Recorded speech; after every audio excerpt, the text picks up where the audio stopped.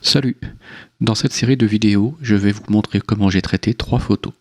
D'abord celle-ci, puis celle-là, et enfin celle-ci. Comme vous pouvez le voir, il s'agit de 3 ambiances très différentes. C'est parti! Si vous suivez cette chaîne, vous avez déjà vu cette souche. J'aime beaucoup sa forme et sa couleur. Elle est assez difficile à prendre en photo car elle est entourée d'autres arbres qui ne facilitent pas la composition. Cette image a été prise en milieu d'après-midi, le ciel était très nuageux mais laissait passer de temps en temps un rayon de soleil. C'est un moment comme celui-ci que j'ai attendu pour prendre la photo. Donc je l'ai importé dans Lightroom, j'ai ouvert le module développement. Les réglages de correction de l'objectif et d'aberration chromatique ont été appliqués dès l'importation. Je commence par ouvrir mon groupe de réglages de base. Je ne touche pas à la température de couleur, à la balance de couleur, ça je le laisse, la balance des blancs, pardon, je la laisse telle qu'elle. Je vais juste baisser un tout petit peu l'exposition. À peu près de cette valeur-là, voilà. Pour essayer d'atténuer ici les hautes lumières, ce qui ne suffit pas. Je vais augmenter un petit peu le contraste, donc forcément je vais renforcer un petit peu plus encore les ombres et les hautes lumières. Mais je manque un petit peu de contraste dans cette scène, hein. C'est dû au temps un petit peu couvert au moment où j'ai pris la photo. Donc là je vais essayer de récupérer, on voit que j'ai un écrêtage ici dans les hautes lumières, donc je vais baisser au niveau des hautes lumières pour récupérer cet écrêtage là. Donc je vais même continuer à descendre pour essayer de récupérer un petit peu plus d'informations dans le ciel. On va dire que là c'est pas mal. Et ici je vois que j'ai les ombres un petit peu bouchées, donc je vais essayer de récupérer ça aussi en montant un petit peu les ombres jusqu'à ce que je ne vois quasiment plus ici. Bon là ça suffit pas, je vais pas aller plus loin au niveau des ombres. Je vais récupérer ça un petit peu après, mais là je vais baisser un petit peu aussi au niveau des blancs là. Essayer de faire en sorte que le ciel soit un petit peu moins présent. Après je vais corriger tout ça par la suite. Et pareil ici au niveau des noirs, voilà, là, voilà. Je n'ai plus d'écrêtage à ce moment-là, je n'ai plus de haute lumière cramée et d'ombre bouchée. Donc j'ai une image qui est contrastée, mais sans excès. Maintenant je vais passer sur le groupe présence et je vais juste augmenter un petit peu la texture légèrement, voilà, un tout petit peu pour ajouter un petit peu de détail sur l'image. Et pareil, un tout petit peu de clarté pour renforcer le contraste au niveau des tons moyens, comme ceci. Et je vais augmenter un petit peu la vibrance, histoire de redonner un petit peu de peps sur certaines couleurs, hein, et la vibrance, hein, qui a un réglage quand même beaucoup plus progressif que la saturation, donc qui permet de préserver un petit peu le côté naturel de l'image. Et je vais juste l'augmenter un tout petit peu, voilà, pour avoir cette image-là. Donc là, à ce moment-là, j'obtiens quand même une image assez dure, avec des ombres quand même prononcées. Et j'ai aussi sur tout ce qui est ton vert une petite présence un petit peu sur le bleu. Dans les tons sombres, j'ai une présence importante des tons du bleu. Donc ce que je vais faire, c'est que je vais utiliser la courbe de tonalité pour corriger ça. Donc je me mets sur ma courbe de tonalité donc générale, hein, pour juste jouer dans un premier temps sur la luminosité. Et donc je vais juste remonter cette courbe ici, le point 0, je vais le remonter, histoire de, voilà, récupérer un petit peu au niveau des ombres. Alors je le fais ici, sur la courbe de tonalité, parce que si je le fais ici, eh bien j'ai pas le même rendu, et je préfère le rendu que j'obtiens sur la courbe de tonalité pour ça. Et donc là j'ai éclairci un petit peu toutes les zones au niveau des ombres. Ce que je vais faire pour n'agir que sur la partie la plus sombre de l'image, je me mets à peu près au milieu de ma courbe et je clique pour créer un nouveau point avec des valeurs 128, 128. Là je clique, je rentre 128 et comme ça je sais que j'ai un point parfaitement au centre. Comme ça je n'agis que sur la partie la plus sombre de l'image et je protège le reste. Je vais maintenant agir sur le canal rouge pour retravailler une partie de l'image aussi. Donc en entrée 0, et je vais augmenter aussi pareil légèrement, voilà, la présence du rouge dans les tons foncés, et je mets aussi un point au centre pour préserver les autres tonalités de l'image. J'aime bien ce petit rendu un petit peu mat, un petit peu avec des ombres un petit peu plus chaudes.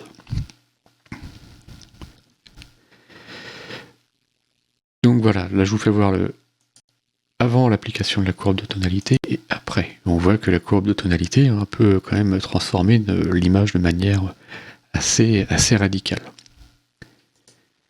Je n'interviens pas dans les autres groupes qui concernent la couleur. Je vais maintenant passer sur le détail.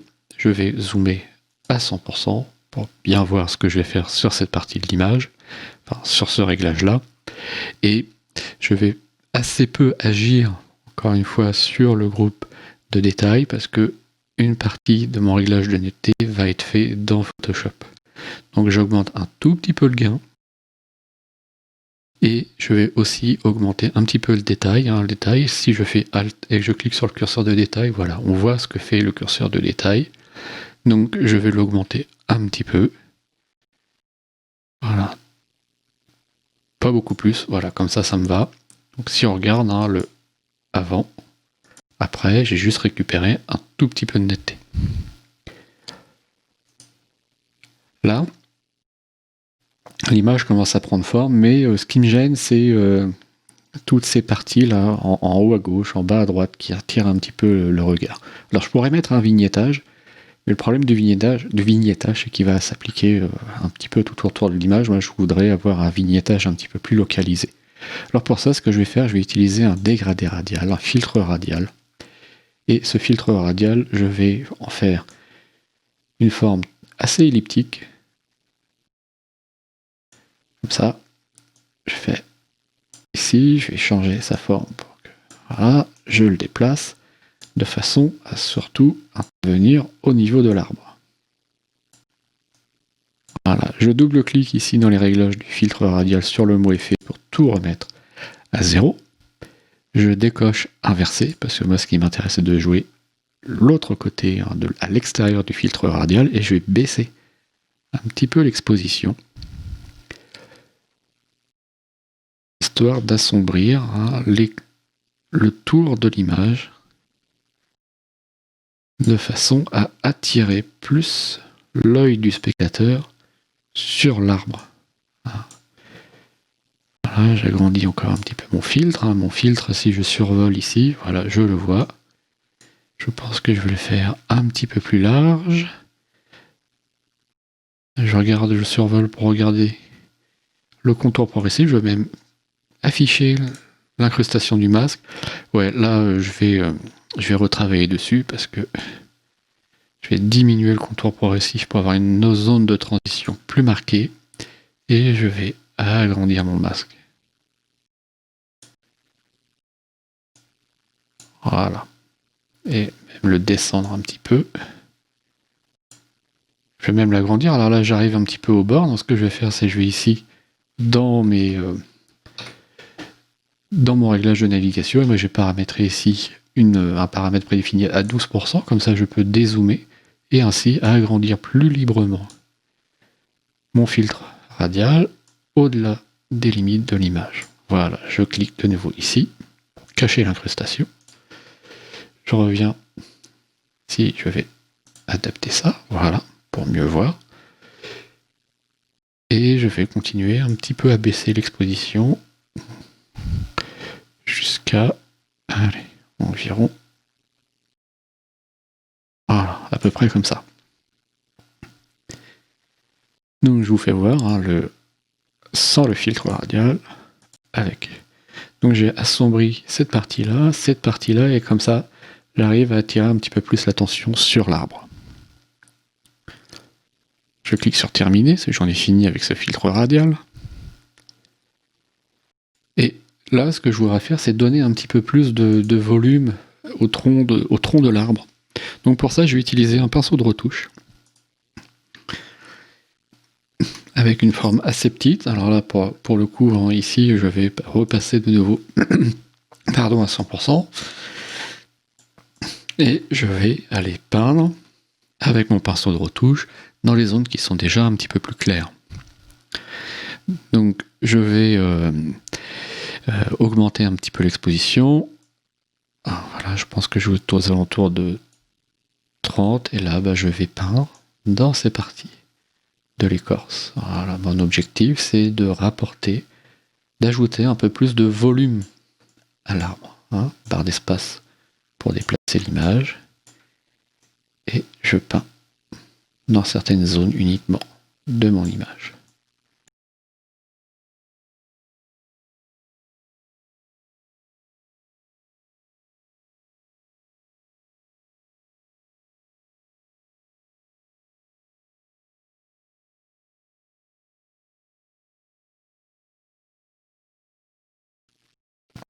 Voilà, je fais un petit avant-après pour regarder ce que ça donne. Hop. Voilà, c'est assez léger, mais ça suffit à produire ce petit effet où on a un petit peu plus le côté tournant là, du tronc, là, c'est exactement ce que je voulais obtenir comme résultat, histoire de mettre un petit peu plus en avant la forme de la souche. Donc là, j'en ai fini d'une part avec mon pinceau de retouche et j'en ai fini avec Lightroom. Donc je repasse dans mon module bibliothèque et je vais, hop, ici, modifier la photo en tant qu'objet dynamique dans Photoshop. Ok. Me voilà donc dans Photoshop, hein, j'ai ouvert mon image en tant qu'objet dynamique, comme ça je vais essayer de travailler le plus possible de manière non destructive. La première chose que je vais faire, c'est que je vais travailler sur la netteté. Alors, je vais dupliquer ce calque, CTRL-J, cet objet dynamique, je vais le pixeliser, parce que ce que je vais faire après, je ne peux pas le faire sur un objet dynamique, et je vais aller dans Images, Réglages, Désaturation. Je retire ici, ainsi, hein, toute information de couleur, et comme ça, ma netteté, je ne vais l'appliquer que sur la texture. Je reconvertis cette copie en objet dynamique.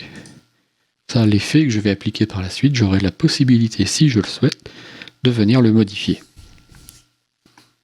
Voilà. Je vais changer le mode de fusion de ce calque-là et je vais le passer en mode lumière linéaire. Et je vais baisser le réglage du fond à 15%.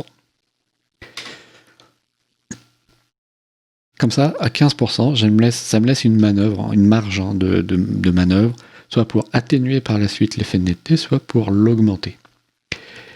Je vais zoomer à 100% dans mon image et je vais chercher le filtre d'hiver passe haut.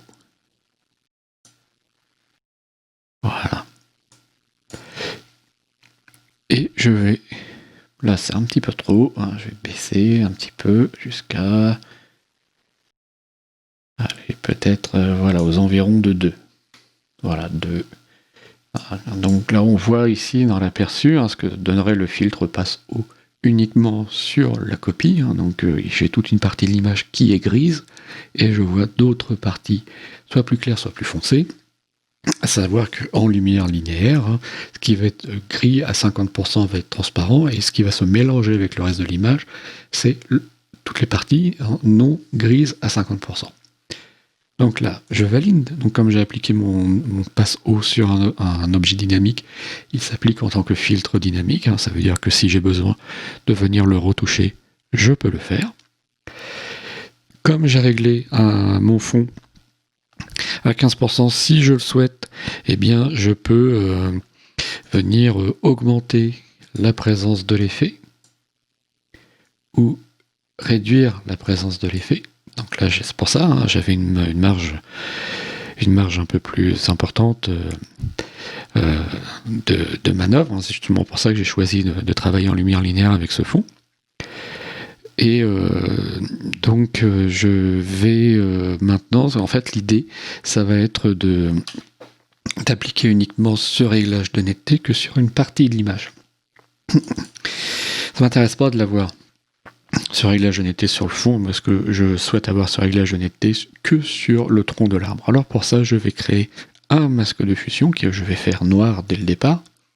Donc quand mon masque de fusion est noir, hein, sur le coup le filtre passe haut et caché.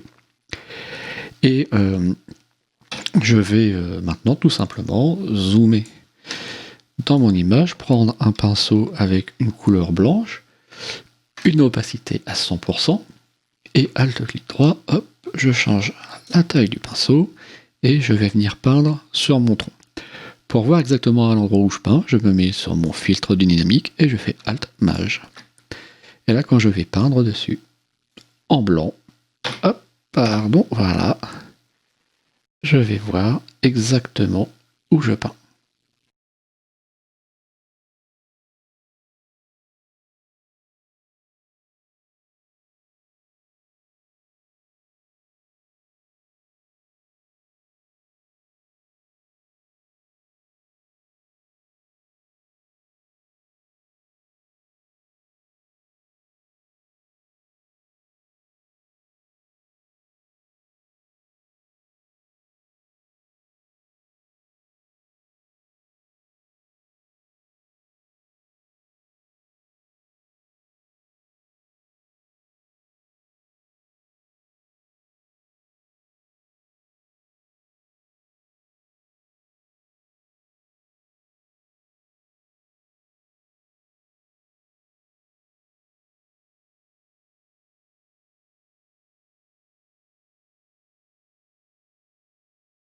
Voilà, je me suis remis à 100%, on va regarder sans la netteté, avec la netteté. Donc on a un résultat assez marqué. Je crois que je vais augmenter un tout petit peu, sur le coup maintenant, le réglage de fond pour encore accentuer. Là, donc c'est avec, là c'est sans.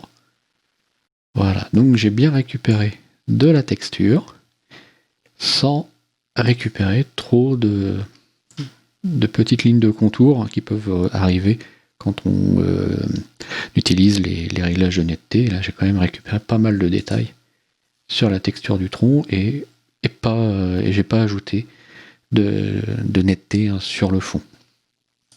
Hein, l'idée c'est vraiment que ça soit lui, cette souche, qui se détache vraiment du reste.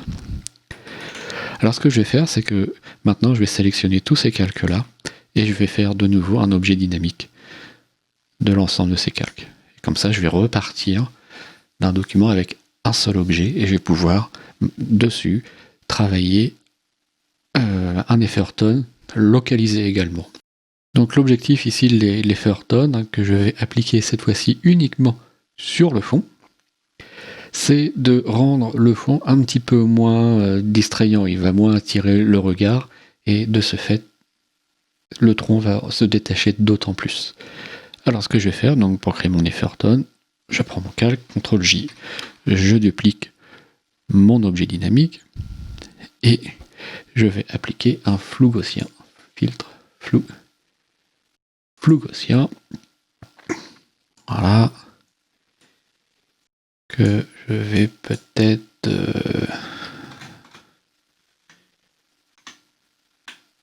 voilà, à peu près à ça. Hop, donc là ça se met en filtre dynamique, hein. Si j'ai besoin de retourner sur mon réglage de flou gaussien, je pourrai le faire par la suite. Je vais créer un nouveau calque de réglage niveau que je vais écrêter, hein, pour qu'il ne s'applique que sur la copie de mon calque, et je vais augmenter, alors je vais assombrir un petit peu plus, enfin un petit peu plus quand même pas mal, et je vais éclaircir beaucoup aussi. Je vais monter, voilà, de façon à ce que mes lumières, mes blancs commencent à devenir un peu plus diffus. Voilà, et de toute façon il est appliqué en calque de réglage, si j'ai besoin de retravailler dessus, je pourrais le faire. Je me mets sur mon calque, ici je remets l'opacité à 0, et je vais augmenter progressivement l'opacité de ce calque là, légèrement, et bien sûr je regarde surtout le fond. Voilà, sans l'effet, avec l'effet, ça me semble pas mal, hein. Il faut pas trop en mettre, hein. Là, ça fond l'arrière-plan d'une manière qui me convient. Alors, ce que je vais faire maintenant, je vais de nouveau, sur ce calque-là, créer un masque de fusion. Cette fois-ci, je vais peindre en noir sur le tronc pour masquer l'application de l'effet Horton sur le tronc.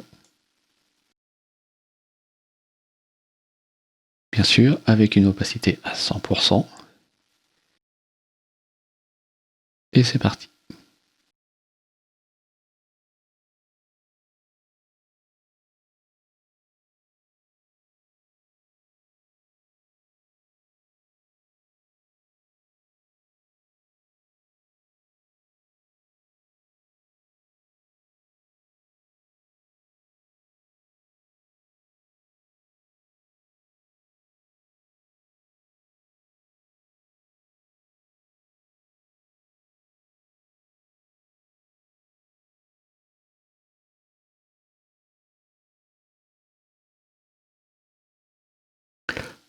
Voilà, l'effet Horton est maintenant uniquement visible sur le fond. On va repasser ça à 100% pour mieux voir. Et je vais désactiver la visibilité pour ce calque-là. Voilà, on voit bien que seul le fond change et pas l'arbre qui conserve ainsi toute sa texture. Donc ici, l'objectif, c'était de vraiment faire en sorte que cet arbre, cette souche, ressorte du fond. J'espère que ces explications vous ont intéressé, que les techniques vous apporté peut-être des petites pistes pour les appliquer sur vos propres images. Si vous avez aimé cette vidéo, n'hésitez pas à mettre un j'aime. Et si vous voulez voir les autres vidéos de cette chaîne, abonnez-vous. À très bientôt. Salut!